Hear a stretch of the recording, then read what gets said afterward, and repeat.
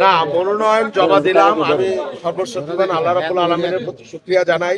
আমার বাবা মা এবং আমার দলের নেতৃবৃন্দ, আমার দলের প্রিয় নেত্রী বেগম খালেদা জিয়া, তিনি সংকটাপন্ন অবস্থায় আছেন।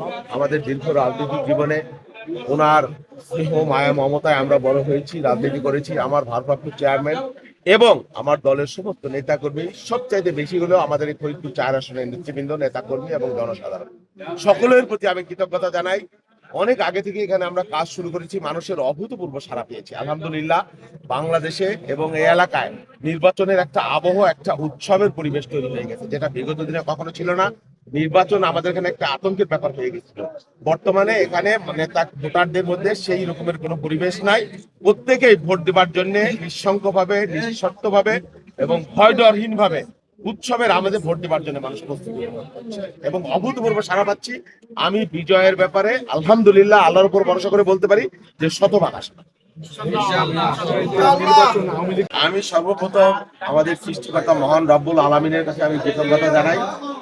আমার দীর্ঘ রাজনৈতিক জীবন, আমার দীর্ঘ দিনের ত্যাগ, শ্রম, কষ্ট, এই কষ্টের পিছনে এবং আমার সাথে আমার দলের নেতৃবৃন্দ, বিশেষ করে আমার দলের প্রিয় নেত্রী যিনি সংকটাপন্ন অবস্থায় হাসপাতালে আছেন, দেশনেত্রী বেগম খালেদা জিয়া, আমাদের দলের ভারপ্রাপ্ত চেয়ারম্যান তারেক রহমান এবং আমাদের এই যে বড় ভাইরা আছে শাহাদা ভাই, সেখানে যেসব নেতৃবৃন্দ আছে, আমাদের এই এলাকার যত নেতৃবৃন্দ আছে, হ্যাঁ, জনগণ, সর্বস্তরের জনগণ, প্রত্যেকের কাছে আমি কৃতজ্ঞতা জানাই। আমি একটা অভাবিত সাড়া আমি পেয়েছি বিগত দিনে, তাদের সহানুভূতি, তাদের সাড়া এবং তাদের মানে কি অনুপ্রেরণা আমি পেয়েছি। এবং যে ধরনের পরিবেশ দেখছি এখানে আল্লাহর রহমতে এখন পর্যন্ত আমরা নির্বাচনে এমন কোনো পরিবেশ দেখিনি। তবে অনেকে নানান ধরনের নাশকতার চেষ্টা করছে, আমরা শুনছি, দেখছি। আশা করি এগুলা আমাদের নির্বাচনের যে ডামাডোল এবং নির্বাচনের যে উৎসব, সে উৎসবের মধ্যে এগুলো কোনো মানে ঠাঁই পাবে না।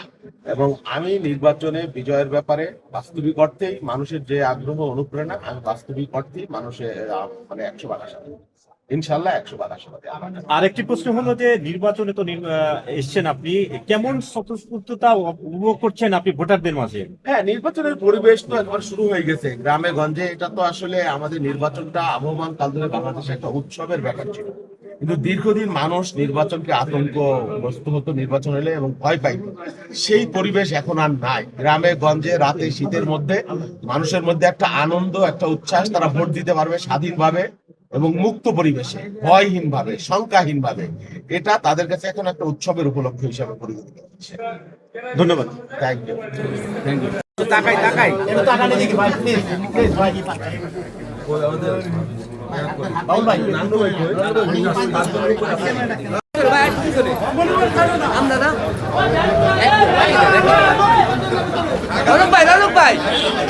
আরে ভাই আপনার